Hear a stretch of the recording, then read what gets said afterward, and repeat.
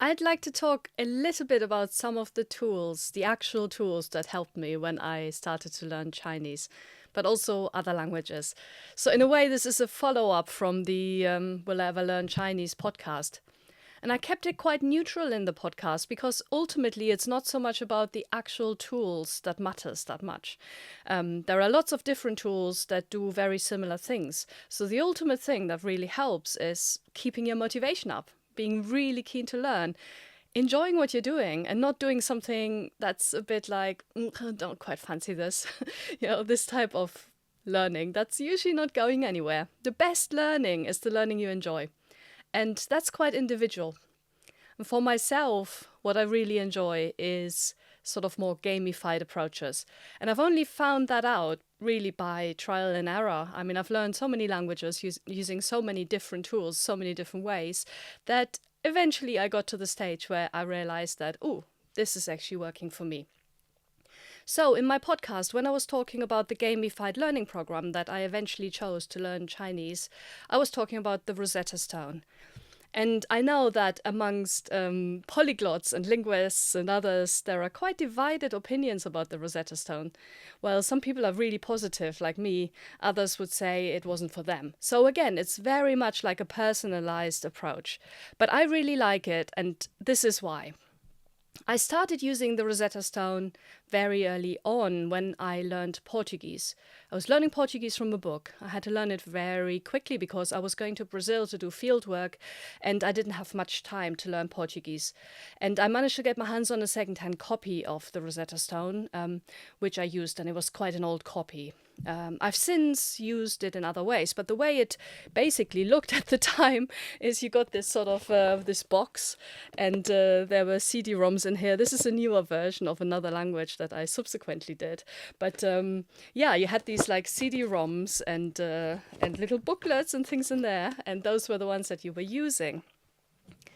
Now, the more modern versions of the Rosetta Stone are online, and I've since signed up for like a lifetime unlimited membership of the Rosetta Stone. So I've got access to however many languages they've got now. I'm not quite sure actually, because they've added Latin since, and I'm not quite sure whether I've got access to that one since I started learning Chinese. But well, there's still plenty in there. So there's Korean, Japanese, Vietnamese. There's still quite a lot of other languages I'd like to learn. So apart from the ones I already speak, there will be more, and I'll be using this program again. But what was it that I really liked about it? Why did it appeal to me? So the Rosetta Stone uses these sort of pictures, and it never really uses any other language. It only uses the target language, the one that you're learning. So it uses these pictures. You've got 4 pictures, and then you have to choose the different things that are said. So the man, the woman, the girl, the boy, and these are said, and then you have to repeat them, and you have to choose the right picture as you're going through the program. And always adding a little bit. The woman walks, the boy runs.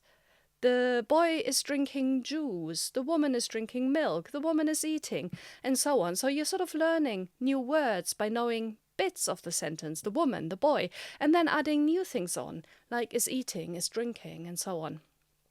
And this I found really, really intuitive and really useful. And at first it was obviously quite difficult. At first it was a bit like, oh, these are new words, I don't quite understand what they're saying. But then later on it felt really quite natural, and I was gradually getting there. I was learning new vocabulary in context. I was repeating what was being said because the program would prompt me to say things alongside. And I also liked the way in which I could sort of see my progress in the program. I could see, oh, I've done one section of a chapter. There's usually 4 sections in a chapter, or I've done one chapter. And then there's all these different subsections. There's all these different sort of areas where you learn more about vocabulary, etc. And some of them are labeled grammar, but they don't really teach you grammar outright, but rather they give you some contrasting information. They give you contrast, like the boy, the boys, and thereby you learn the plural. So you learn some grammar, but grammar is not sort of taught outright. I really liked that. I found that quite intuitive, and I could figure out my own ways of, oh, this is my hypothesis. The plural must be marked in this particular way, and then sort of going from there. So always figuring out how the language worked, but more by taking in the language myself, never by anybody explaining grammar to me. So in the beginning, that worked really, really well for me. In the beginning, I really, really liked this, and that's why I got on with the approach so well. But obviously, there were other things that didn't work quite so well for me with the Rosetta Stone. And one of them was the writing. So while there is a way in which the writing is being taught, I didn't quite get on with it, and it wasn't clear enough. At least the main version of it wasn't clear enough. There wasn't a sort of, oh, this is how the writing system works. There may well be now, but there wasn't 2 years ago when I did this. And I had to use another program to do the writing, but that is, that's fine. That's okay. And again, I talk in my podcast in quite a lot of detail about this, but I shall introduce the different programs I used for learning writing in a separate video. But overall, the Rosetta Stone got me to quite a high level. And that was quite interesting, I found, because there were 20 chapters in total. So some of the bigger languages, the Rosetta Stone has up to 20 chapters. Some of the other languages, it has 12. But even 12 gets you to a stage where you can speak relatively coherently. I mean, I did 12 with Portuguese, probably less. And I was speaking very coherently by the time I was in Brazil. But with Chinese, there were 20 chapters. And that got me to a level where I had sort of learned most environments, most constructions that would be used. I was able to express myself relatively clearly, but I obviously had to build on that. So just doing the Rosetta Stone is not enough. You then have to supplement it with loads of other things. Again, I'm going into a lot of detail about this in my podcast, but I was watching videos, I was doing vocabulary lists, I was learning how to read and write, I was doing a lot of other things, I was doing a lot of supplementary learning. And yes, I looked in a grammar book on occasion just to make sure that what I was learning was actually okay and that I had understood it correctly because, well, it's nice to take those shortcuts sometimes. Okay, so the Rosetta Stone, would I recommend it? Well, if people ask me directly, I say yes. And I've used it with my students. I've shown my students how it works just to give them sort of an insight into how learning can be very different from just sitting down with a grammar book or sitting down with a vocabulary list, but that you can actually also learn intuitively in context. I really like that approach. And while some people say, well, the pictures are all sort of more geared towards America, and it's obviously made for a lot of different languages, not really taking into account the soul of that language from the beginning, I don't mind that so much. What the Rosetta Stone gives me is, it gives me that foundation upon which I can then build. And to be honest, the pictures have changed to be much more international, but you will have pictures of people in Russia or people somewhere in the United States or elsewhere, okay, while learning Chinese. You just have to sort of work with those pictures. It won't all just be pictures from China. But again, I didn't really mind because I was learning the basics of the language, and then later on I was consuming real material in Chinese. What I really liked about the Rosetta Stone for Chinese in particular was that the language was taught through, well, you heard it spoken first and then you repeated what was said. So the spoken language was always underlying, and in a way that really helped me to get to grips with the tones, because the tones are quite difficult. When you have a tonal language, it's not easy to first take it in. And by doing it this way, I was hearing the tones, I was repeating the tones, and that way my brain was getting used to the way in which this was done. The Rosetta Stone also has this wonderful tool, which is a additional sound accompaniment, and that sound accompaniment I used a lot. So after I did the first few sessions, I started to always put that sound file on my headphones, started going for a walk, and then a sentence would be said or a word, and I'd repeat it. I was always repeating what I was learning. I was learning in a different context, away from my phone, away from my computer, just hearing the language being spoken, and thereby sort of solidifying what I had learned in a different environment. And quite often I knew what was coming next. I knew the words, and I could retrieve the words much more easily in context when I was speaking, because I had said them so many times. I had gone over them. I had heard them just through listening, through hearing. I was soaking up those words and using them more freely. So again, I found that really helpful. And there were other things like text you could read, so little stories. I really quite enjoyed them. I thought they were great, but they weren't sort of the main focus for me. And you could also join conversation classes, etc. So they had all these other add-on things. You had to pay for them, obviously, but these add-on things that would then help you to use the language in a different environment. But I had other ways of doing that, so I eventually found conversation teachers and so on. So in a way, I curated my own learning journey. I didn't just need the Rosetta Stone to help me do that. Once you completed the Rosetta Stone, you're at a stage where you can understand basic drama series.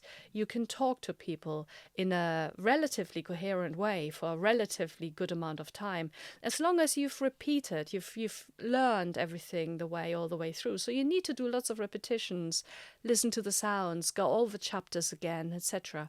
There's a lot of learning involved, not just playing computer games, but once you've reached that chapter 20, once you're at the end of it, you have a really excellent, solid foundation of vocabulary, and you can then build on that. And I still often go back to the Rosetta Stone and go, oh, well, this was the word I learned there. This is the expression I learned there. And I can use them in context. And best of all, I can retrieve them in context where I'm really struggling. And then that expression is just there because that was there right from the beginning. Most of what is learned is relatively straightforward Chinese. Similar for the other languages. Portuguese was relatively straightforward, Brazilian Portuguese. Latin American Spanish and French, which I did on there as well, were relatively straightforward. Arabic I didn't get on with quite so well. It had a lot of case forms and was quite complicated. But again, I used a very, very old second-hand version of the Arabic program. So I don't know, maybe, most likely it will have changed. But there were a few words that I was a bit puzzled about. So there was like, oh, this is a vegetable store, which was probably the word they would have used in English. And then, you can sort of a grocery maybe, and you can translate that quite nicely into other languages. And in Chinese, it didn't quite work. It didn't quite work in the same way. So they used this quite complex word that they could just have used supermarket, and it would have been much more useful. So the very sort of colloquial word for supermarket, I didn't learn in the Rosetta Stone. I learned a construction of 4 words that was quite a sort of very formal way of saying a shop that sells foodstuffs or something like that. And that was a bit curious. So that one I would probably change if I were to publish a new version of the Rosetta Stone. There were a few others like that. But overall, pretty much everything I learned was really, really, really useful and was something I could apply straight away. So, would I recommend the Rosetta Stone? Absolutely yes, and I will use it for learning other languages. I've already got them lined up. I already know what I'm doing. But in a way, it really depends on your learning preferences. And I know a lot of people who much more prefer to have a much more structured sort of grammar, vocabulary, texts, etc. set up. Other people do like these sort of daily 10 minutes on, apps like Duolingo, etc. I don't really get on with that well. I much more like the sort of more self-curated approach, which the Rosetta Stone gave me. So I would use the Rosetta Stone again in future, and I would recommend it to other people who have similar learning styles to me. Do try it out.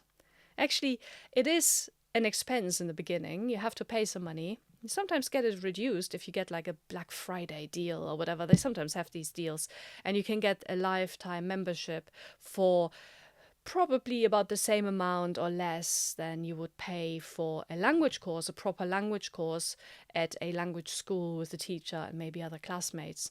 So in a way, the money is quite well spent if you know that you'll be using it. I definitely thought the money was well spent, so I don't regret buying it.